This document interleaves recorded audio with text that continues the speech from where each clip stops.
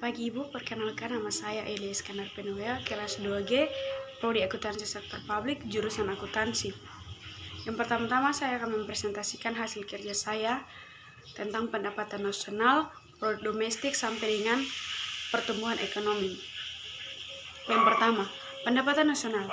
Pendapatan nasional yang diterima oleh seluruh rumah tangga keluarga RMTK di suatu negara dari penyerahan faktor-faktor produksi dalam satu periode tertentu atau kurun waktu tertentu. Yang kedua di sini tentang konsep pendapatan nasional atau produk domestik bruto atau GDP. Merupakan jumlah produk berupa barang dan jasa yang dihasilkan oleh unit-unit produksi di dalam batas wilayah suatu negara domestik atau selama 1 tahun. Dalam perhitungan GDP ini, hasil produksi barang dan jasa yang dihasilkan oleh perusahaan atau orang asing yang beroperasi di wilayah negara yang bersangkutan, barang-barang yang dihasilkan termasuk barang modal yang belum diperhitungkan penyusutannya karena jumlahnya yang didapatkan dari GDP dianggap bersifat bruto atau kotor. Dan yang kedua ada produk nasional bruto atau GNP, Gross National Product, atau PNP meliputi nilai produk berupa barang jasa yang dihasilkan oleh penduduk suatu negara atau nasional selama 1 tahun. Hasil produksi barang dan jasa yang dihasilkan oleh warga negara yang berada di luar negeri tetapi tidak termasuk hasil produk perusahaan asing yang beroperasi di wilayah negara tersebut. Dan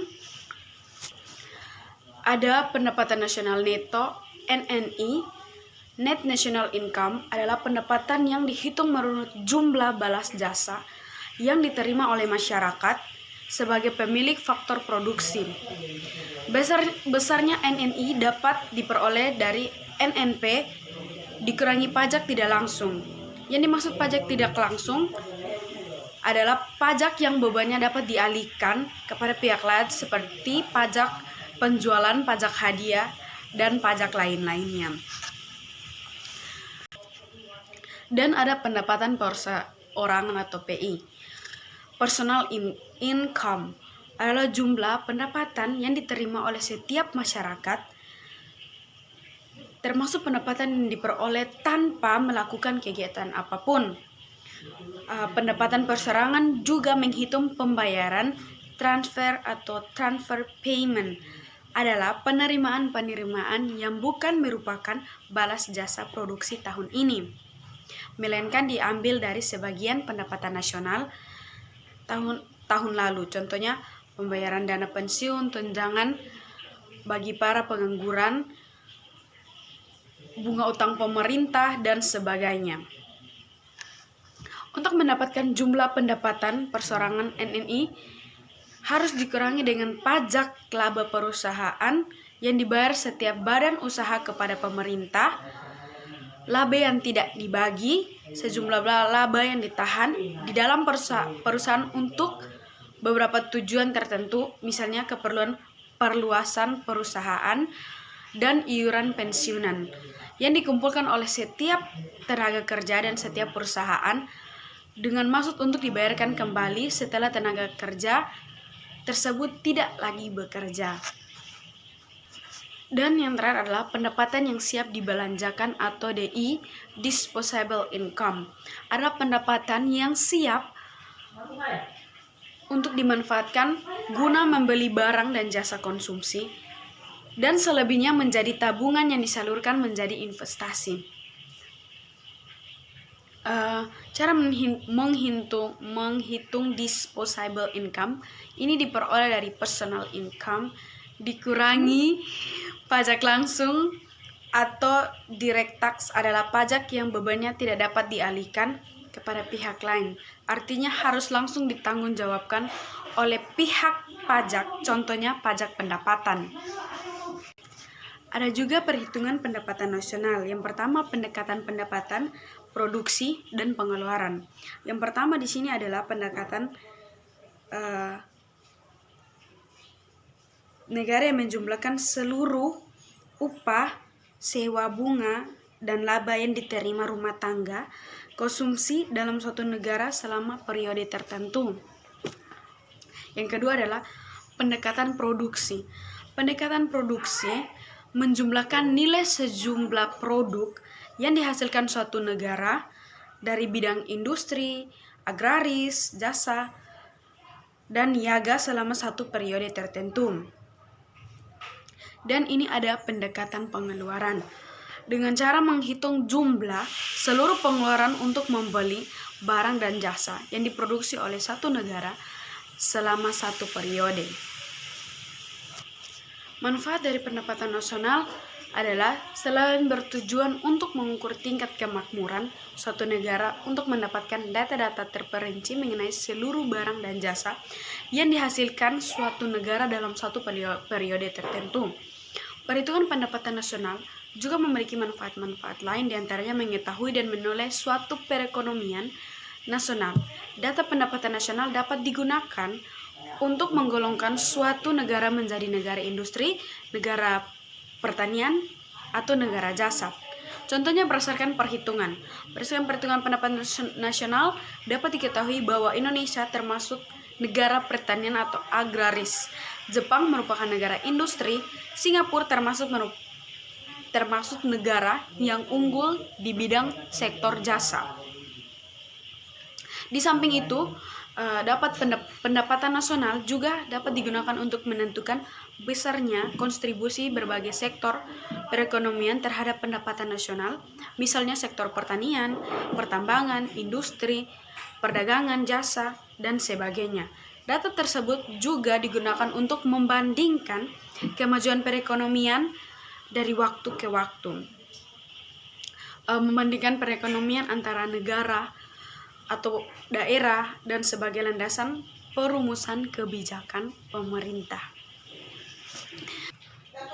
Faktor yang mempengaruhi pendapatan nasional ada 3, permintaan dan penawaran agregat, konsumsi dan tabungan, dan juga ada investasi. Yang pertama adalah permintaan agregat adalah suatu daftar dari keseluruhan barang dan jasa yang akan dibeli oleh sektor-sektor ekonomi pada berbagai tingkat harga.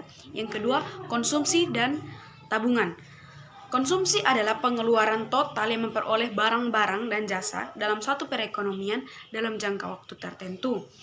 Misalnya 1 tahun. Sedangkan tabungan atau saving adalah bagian dari pendapatan yang tidak dikeluarkan untuk konsumsi. Antara konsumsi pendapatan, tabungan sangat erat hubungannya. Investasi. Pengeluaran untuk berinvestasi merupakan salah satu komponen penting dari pengeluaran agregat.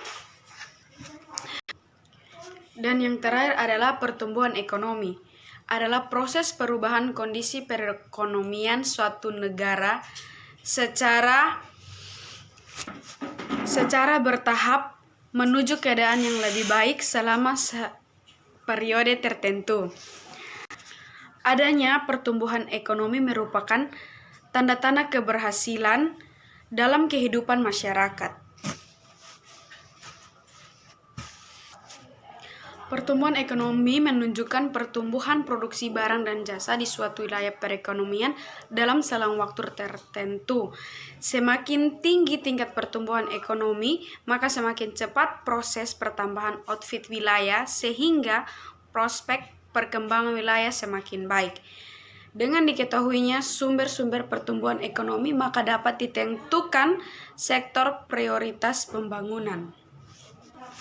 Faktor-faktor pertumbuhan ekonomi yang pertama ada sumber daya manusia, yang kedua sumber daya alam, yang ketiga ilmu pengetahuan dan teknologi, yang keempat budaya, dan yang kelima sumber daya modal. Yang pertama adalah sumber daya manusia. Sumber daya manusia merupakan faktor penting dalam proses pembangunan. Cepat lambatnya proses pembangunan tergantung kepada sejauh mana sumber daya manusia selaku objek pembangunan memiliki kompetensi yang memadai untuk melaksanakan proses pembangunan dengan membangun infrastruktur di daerah-daerah. Dan yang kedua adalah sumber daya alam. Sumber daya alam melaksanakan proses pembangunan yang menjamin keberhasilan proses pembangunan apabila tidak didukung oleh kemampuan sumber daya manusia dalamnya mengelola sumber daya alam yang tersedia. Ilmu pengetahuan dan teknologi. Semakin pesat mendorong adanya percepatan proses pembangunan, pergantian pola kerja yang semula menggunakan tenaga manusia digantikan oleh mesin-mesin canggih, berdampak kepada aspek efisiensi. Yang keempat, faktor budaya memberikan dampak tersendiri terhadap pembangunan ekonomi yang dilakukan. Faktor ini dapat berfungsi sebagai pembangkit atau pendorong proses pembangunan, tetapi dapat juga menjadi penghambat pembangunan. Budaya yang dapat mendorong pembangunan diantaranya sikap jujur, keras, cerdas, jujur, ulet, dan sebagainya. Kalau adapun budaya yang dapat menghambat proses pembangunan, yang pertama ada egois, boros, KKN, dan sebagainya. Dan yang terakhir adalah sumber daya modal. Dibutuhkan manusia untuk mengelola sumber daya alam, meningkatkan kualitas iptek sumber daya alam berupa modal atau barang-barang yang sangat penting bagi perkembangan dan kelancaran pembangunan ekonomi, karena barang-barang modal juga dapat meningkatkan produktivitas. Untuk sarannya saya, pemerintah harus lebih memaksimalkan pemerataan dan mendistribusikan pendapatan agar tidak terjadi gap atau kesenjangan di dalamnya tingkat kehidupan masyarakat yang berakibatkan munculnya suatu ketegangan.